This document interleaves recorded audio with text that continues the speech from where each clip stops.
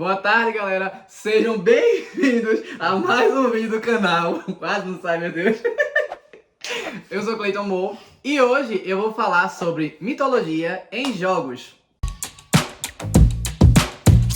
Vê só, eu vou começar com Zelda e eu vou começar com Breath of the Wild. Eu sei que o Tears of the Kingdom saiu dia 12 de maio. Sério? Eu já comprei o jogo? Já joguei? Ainda não. Mas o Breath of the Wild eu joguei e eu gostaria de falar de algumas referências porque é baseado numa mitologia que tá no dia a dia da gente e as pessoas não sabem ou sabem e não percebem, sabe? Às vezes a gente até sabe que tem, isso aqui tem comum com tal coisa, mas a gente não sabe que é mitologia celta. E eu queria trazer algumas curiosidades a respeito disso. Esse vídeo dá pra ter uma parte 2. Mas enfim, vamos lá. A primeira coisa que eu gostaria de falar de Zelda, o jogo é baseado, a franquia é baseada em mitologia celta. Gente, boa parte dos jogos tem alguma fonte celta, vamos dizer assim.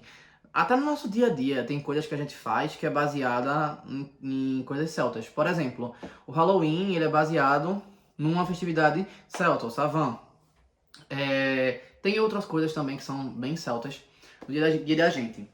E no caso de Zelda, eu vou me ater ao Breath of the Wild enfim, vou me ater a ele, no caso. Se vocês repararem, eles são divididos em algumas regiões, né? A gente tem o Hyrule Castle, ali no meio, né? A gente tem a cidade dos Gorons, a gente tem a tribo dos Ritos, a cidade dos Gerudos e o domínio dos Zoras, né? A gente tem essas 5 grandes regiões. A gente tem a Kakariko Forest também, mas ela fica bem aquém, ela não chega a ser uma cidade. Mas eu não vou falar dela agora exatamente não. Também tem uma base celta. Até porque o celta era um dos povos, eles eram um dos povos que cultuavam as árvores. Então, Deku Tree não é por acaso, tá? Mas, falando dos reinos, são 5, por quê? De acordo com a mitologia celta irlandesa, a parte irlandesa, houve uma época que era dividida em 4 grandes reinos e um reino central que selava a paz entre os 4 reinos. Então, se a gente parar para pensar nisso, Hyrule Castle, que está no meio de Hyrule, né? Ele é esse reino do meio, que para a mitologia celta é chamado de Myth. Era lá que ele ficava e que, como é que diz, unificava, né? Tinha paz. Talvez por isso o jogo se passe justamente a respeito desse, né? Ganon, que é atacar lá o centro e tudo mais, enfim, para dominar dali, porque ali era o que representava o equilíbrio, a paz do tudo geral. Baseado nisso, os Hylians, eles são baseados nos irlandeses. Então, teoricamente, eles são os irlandeses. Do lado do mapa de cá, no caso, do lado leste, né? O mapa dando nas minhas costas, né? O lado leste, que é o Zora Domain, né? O domínio dos Zoras, ele é baseado, ele faz o papel como se fosse o reino de Leinster. Que, nesse caso, as referências elas são meio, vamos dizer assim, não exatas. Nesse caso, ela vai ter muita referência, mas não é exata. O reino do meio, como eu falei, é Myth, né, que ficou Hyrule Castle, e os outros 4 são o Ulster, aqui no leste, Leinster, no oeste, Connacht, e no sul, Munster, que nesse caso seria Goron, Zora, Rito e Gerudo. Só que cada um deles não vai ter uma referência fixada realmente apenas ao reino. Por exemplo, os Zoras, eles são baseados num povo que os celtas falavam que eram mágicos. Esse povo vivia debaixo d'água, eles viviam no mar e eles causavam inundações frequentemente, de tempos em tempos, lá na Irlanda. E eles invadiam, diziam que o terreno era deles. Eram povos... Eu acho que uma representação dos Zoras do Breath of the Wild fica perto do que os celtas acreditavam que eram os Fomorianos. Era o nome desse povo, os Fomorianos. E boa parte da mitologia celta cita eles. Mais uma vez, a parte irlandesa cita bastante eles e... Enfim, a parte das inundações, para quem jogou Breath of the Wild, por exemplo, tem uns lugares que você encontra falando sobre as histórias e fala que como é que diz? A represa, ela foi construída justamente para conter essa água que de tempos em tempos aumentava, né, se intensificava e alagava Hyrule. Então eu acho que para mim isso é uma referência suficiente para fazer uma referência aos Fomorianos, né, que é onde Varuta tá lá.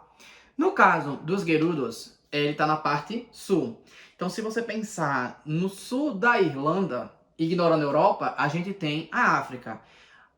Provavelmente ali seria uma referência ao Egito, né? Por causa do poder comercial. No caso do início das ocupações da Irlanda, de acordo com a mitologia celta, o Egito já era um ponto comercial. Então, já era impactante. Então, eu acho que faz sentido os Gerudos serem baseados nisso. Elas serem ruivas e serem só mulheres, bem, aí eu já não sei. O tamanho delas é referente, provavelmente, a estrangeiros, porque os irlandeses, eles costumavam dizer que, por exemplo, os galeses eram gigantes, e eles falavam muito sobre gigantes, gigantes, gigantes, gigantes, gigantes. Então, talvez, para eles, os estrangeiros eles quisessem transformar em monstros, de todo jeito, né? No caso, o Ulster, o norte, é baseado nos Gorons. Os Gorons, eles vão ocupar essa coisa como mais uma tribo, sendo que, nesse caso, pela forma robusta deles, provavelmente eles são baseados em vikings.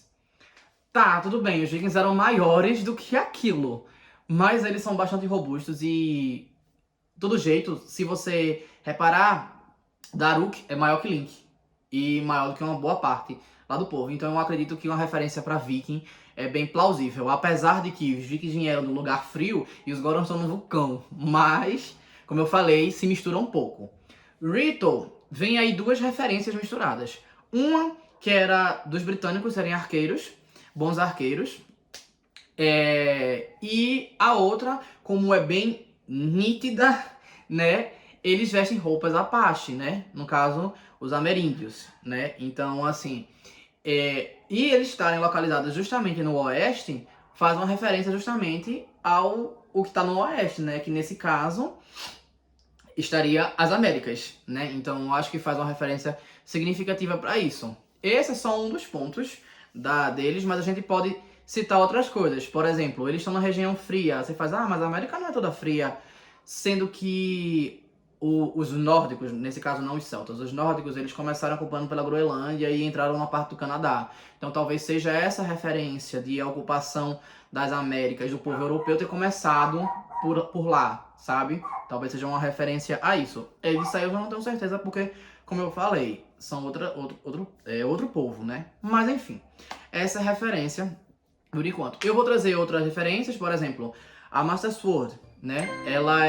Ela tem algumas referências, por exemplo, a Excalibur, que das lendas arturianas, né? Celtas também. Enfim, essa é uma referência que a gente pode usar para ser a Master Sword, mas havia mais duas outras espadas que eram famosas. Uma delas é... Pera aí, que... Coedin Cathorn, que era a espada de Cuchulainn, que era um herói do Ulster, um herói irlandês. Ele era considerado o filho do deus da luz, apesar dele não ser sanguíneo. É como se fosse abençoado pelo deus da luz, que também é luz da matemática, da guerra e da medicina. Da medicina era a última coisa que ele era, porque quem era o avô dele. Mas enfim, o nome desse deus é Luth, e ele abençoava Cuchulainn, que era um herói do Ulster. Não era um deus, e não era consanguíneo, então não era considerado nem semideus. Mas era, tipo, o maior guerreiro do mundo, basicamente diziam. E essa era a espada dele. E tinha a espada, que é Clayoth Solé, que era a espada da luz, que também pode ser sido usado como base para a Master Sword. No caso dela estar fincada numa pedra sempre, né, vai ser justamente por causa da Excalibur. Mas a base dela ser espada da luz, ou coisa do tipo, pode ter sido de uma dessas outras duas. Até porque só quem punha é uma pessoa. Então, você falar como se fosse Link, que fosse uma referência a Cuchulainn, pra mim é bem plausível. O fato do Triforce é baseado justamente porque os celtas acreditavam em tríades. Então, Triforce, tríades, a forma com que os celtas faziam basicamente tudo. Eles acreditavam que as coisas estavam correlacionadas e quando eles iam recitar poemas e tudo mais, tudo era em tríade, tudo era em tríade, tudo era em tríade. Então, outra referência, o Triforce, também essa referência. E mais uma referência, que eu acho que esse vídeo já tá ficando enorme, é do Ganon, o último desafio do Ganon, né? O Ganon, Dark Beast Ganon, que ele vira um javali. Por que um javali? Bem, por incrível que pareça, os celtas eles tinham um problema com javali, que bestas aterrorizadoras para eles, tipo, pros gregos a gente tinha um leão do Nemeia, sabe? Mas pros celtas irlandeses era um javali. Era um javali gigante que, enfim, diziam que tinha a pele muito rígida, que os pelos dele arranhavam como espinhos e meio monte de coisa, que era muito violento, que destruía tudo, que não sei o que, e tinha ele com uma galera. Essa parte não só são irlandeses, tá? Esses contos também são galeses, são contados num conto que Gulhwch, que é primo de Arthur, rei Arthur, né? Enfim, tem muita coisa nisso, eu conto depois em outro vídeo. Mas enfim, e o nome desse javali é Turstrith. Desculpa se meu irlandês não estiver muito bom aí, eu treinei pra ver se eu conseguia falar. Mas era um javali, realmente, como eu falei, avassalador, e eu acho que faz todo sentido o Ganon ser transformado no final num javali gigante. Porque era o que os celtas realmente temiam. No Breath of the Wild não tem só referência celta, como eu falei, dos egípcios, por exemplo, dos apaches, dos vikings. A gente também tem uma referência inca, que em algumas montanhas você tem duas estátuas de pedra que parecem pessoas assim, aconchegadas, sabe? E um pratinho para devoção, que você coloca uma coisinha lá. Os incas, eles faziam essas estátuas e colocavam em alguns lugares que eles consideravam sagrados. Tem mais outras referências, mas eu acho que já tá bom por esse vídeo. E é isso. Se vocês gostaram, dão um like, comentem, compartilhem e se inscrevam no canal.